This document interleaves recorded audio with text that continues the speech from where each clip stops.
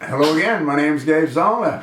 Hey, did you catch that piece during when he was jibber-jabbering? His head going back and forth from one teleprompter to the other teleprompter like this. I was getting dizzy. But anyway, and again, I didn't watch him for more than an hour because I was going to probably get ill. But he did bring up an interesting topic when he spoke about Obana-Care, his flagship accomplishment. Well, what he said is there's approximately 10 million subscribers. Now, he didn't use a definitive number because they don't know. And I'll tell you why they don't know in a minute. Actually, I told you why they don't know a couple of times, maybe 20, 30 times. But anyway, what people need to realize is that that might be true, 10 million or who knows how many, because again, they don't know because they have no way of tracking it. But let's say it's 10 million. How many of those 10 million do you think can afford to go see a doctor if they have the bronze plan?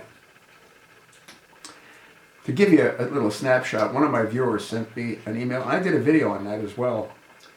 Her deductible is $6,700. Now, what that deductible means is that if she has medical services, she's responsible for the first $6,700 on her bronze plan. Now, those deductibles vary depending on the insurance provider, but in her case, the only one that she could get had a $6,700 deductible.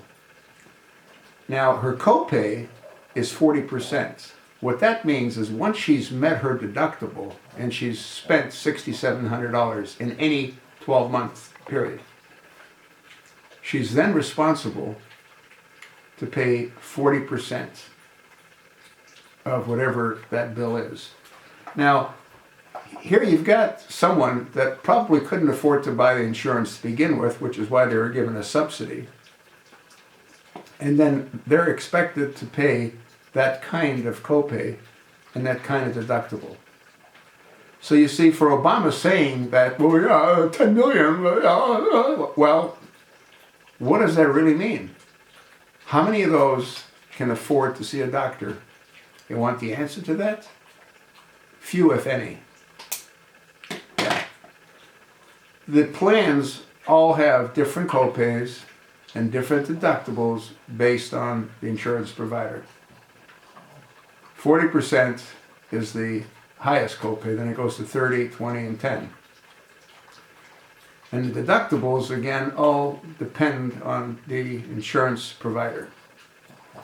What people need to really understand is that there's no software to support the back end. They don't even know who has the insurance. If you want to add a new family member, you can't do it. There's no software. Congress needs to look at the back end. And this might all become a moot point if the Supreme Court follows the law in their March review of the exchanges, the state exchanges versus the government exchanges based on the subsidies. We'll see. I'm inclined to think, based on the Supreme Court's actions to this point, they'll capitulate. They'll waive that law, and they'll say that all states can, in fact, receive the additional monies to pay for their insurance, subsidies across the board. I hope I'm wrong, but I don't trust our Supreme Court. I don't trust Barack Hussein Obama. Do you?